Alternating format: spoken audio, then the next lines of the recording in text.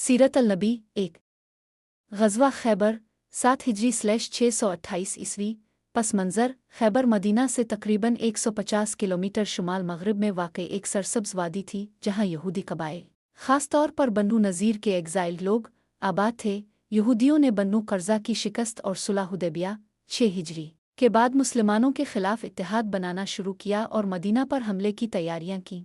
खैबर के क़िले तिजारती रास्तों पर कंट्रोल रखते थे और यहूदी वहां से अरब कबाइल को मुसलमानों के ख़िलाफ़ उकसाते थे। ग़ज़वा की तफ़सीलात। रसूलुल्लाह ने मुहर्रम 7 हिजरी में 1400-1500 मुजाहिदीन के साथ खैबर का रुख किया। खैबर में 8 बड़े क़िले थे जिनमें क़ुमुस, नाइम, शकनता, सलालम, वद कतीबा और मुस्लिमा शामिल थे। हज़रत अली रज़ी अल्लाह अन्हु को झंडा दिया गया क्योंकि वो इस वक्त बीमार थे, लेकिन अल्लाह ने उन्हें सेहत अता फ़रमाई। उन्होंने क़िला क़ुमुस का दरवाज़ा उखाड़कर तारीख़ी किरदार अदा किया। माराबी, यहूदी पहलवान, को हज़रत अली रज़ी अल्लाह अन्हु ने कत्ल किया, जिससे यहूदियों का मोराल टूट गया। ज़ैनब बिन्त उल हारिस, एक यहूदी औरत, ने रसूल अल्लाह को ज़हर आलूद बिक्री पेश की, जिसके बाद अपने फ़रमाया, खैबर की हड्डियाँ मुझे मेरे जिस्म में दर्द दे रही हैं। बुखारी। सुलह और नताइज। यहूदियों ने हथियार डाल दिए और शर्त रखी कि उन्हें खैबर छोड़ने दिया जाए, लेकिन वो ज़मीनों पर काम करते रहें और पैदावार का निस्फ मुसलमानों को दें।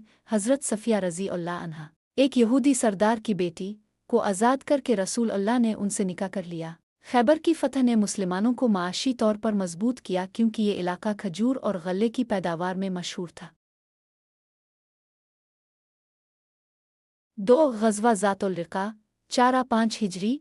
पस मंज़र। ये ग़ज़वा नज्द के इलाके में हुआ जहाँ बन्नू महारिब और बन्नू सलबा जैसे बदवी कबाइल ने मदीना के काफ़िलों को लूटना शुरू कर दिया। रसूल अल्लाह ने 400 या 500 सहाबा के साथ उनके ख़िलाफ़ कार्रवाई की।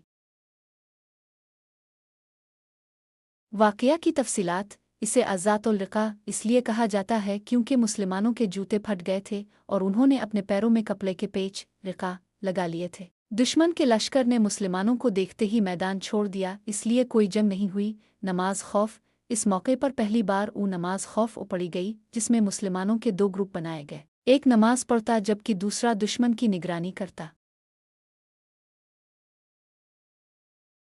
अहमियत। ये ग़ज़वा मुसलमानों की पेशगी दिफ़ाई हिकमत अमली को ज़ाहिर करता है। नमाज खौफ का तरीक़ा बाद में इस्लामी फ़िक़ा में शामिल हुआ। 3 उम्रा। नबी करीम के अमरात। उम्रा की तारीफ़। उम्रा एक ऐसी इबादत है जो हज की तरह मक्का में अदा की जाती है, लेकिन इसमें हज जैसे तमाम अरकान, जैसे अरफ़ात का वक़ूफ़, शामिल नहीं होते। ये सारा साल किया जा सकता है।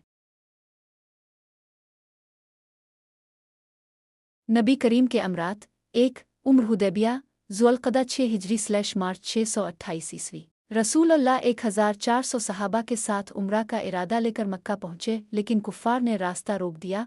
हुदैबिया के मकाम पर सुलह हुई, जिसकी शराइत में शामिल था मुसलमान इस साल उम्रा किए बगैर वापस जाएं, अगले साल 3 दिन के लिए मक्का आकर उम्रा कर सकते हैं।